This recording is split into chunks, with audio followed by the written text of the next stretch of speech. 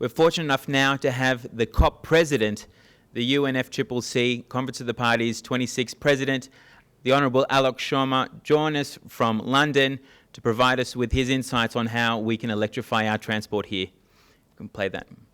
Ministers, colleagues, friends, thank you for the invitation to your National Electric Vehicle Summit.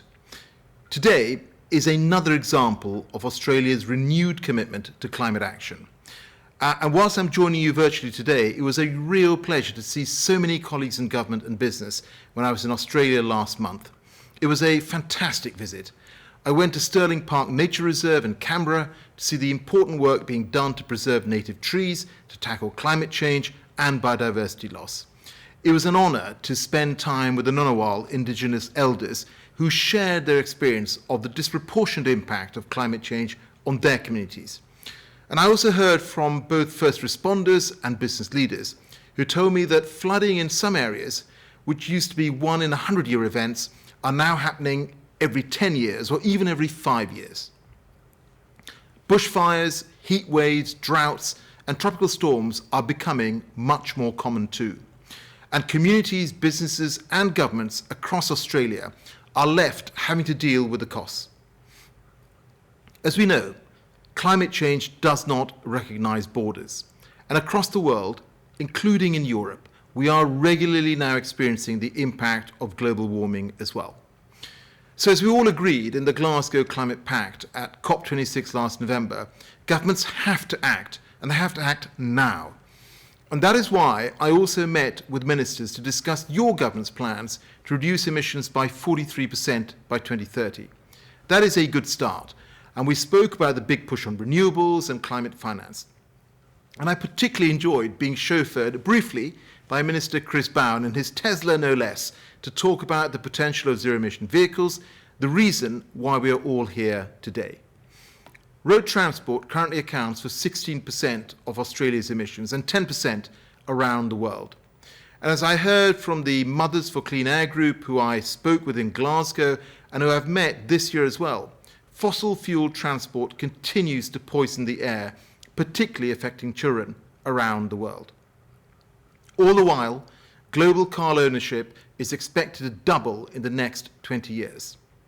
So if we are to keep 1.5 degrees within reach and build a cleaner and safer future, we must end new sales of polluting vehicles. And I'm pleased that we are seeing progress. In the UK, for example, we will end the sale of new petrol and diesel cars and vans by 2030. By 2035, all new cars and vans will be zero emissions at the tailpipe. And we're backing those commitments with strong standards and the required investment in charging infrastructure too. COP26 was an important milestone. We launched the Glasgow Breakthrough on Road Transport, which I was delighted to see Australia endorse. And through this agreement, the international community is working together to make zero-emission vehicles the new normal, accessible and affordable in all regions by 2030. And we also launched a zero-emissions vehicle declaration to accelerate the transition to 100% zero-emission cars and vans by 2035 in leading markets and 2040 globally. And I want to recognise and thank each Australian state and territory which has signed up to that declaration. The Australian Capital Territory, New South Wales, South Australia, and Victoria. You have joined over 180 signatories, including nearly 100 national and subnational governments committed to ending the sale of polluting vehicles, reducing our dependence on fossil fuels, and cleaning up the air that we all breathe. And so I urge more states, more territories, more businesses, and fleet owners in Australia to come forward and match this ambition. Because the direction of travel globally is clear. We are driving to a net zero future. And friends, nearly 20% of the global market is now covered by zero-emission vehicle targets aligned with the Paris temperature goals. So we are driving there in our electric cars. Of course, the work we must do stretches beyond electric vehicles and road transport. So whilst I do want to see the national government committing to all new sales of cars and vans being zero emissions by 2035, it is time to go further. At COP26, our mantra was cash, coal, cars and trees to keep the world to 1.5 degrees. And now is the time for Australia to turbocharge progress in all of those areas.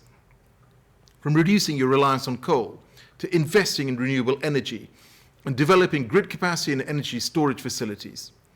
And know that whilst you do, this is not just about tackling climate change. It is also about creating jobs. It's about delivering growth and even becoming a green export superpower in green steel, hydrogen, and critical minerals. I understand the think tank Beyond Zero Emissions Australia estimates that by 2050, green exports could be a $333 billion per annum opportunity. So friends, thank you again for stepping up and demonstrating ambition and commitment to lead. And I hope today's discussion further enhances, or dare I say electrifies, the scale and pace of your work as we look ahead to COP27. Because together we can deliver the clean future we so desperately need, delivering prosperity without sacrificing the planet. Thank you and good luck with the rest of the summit.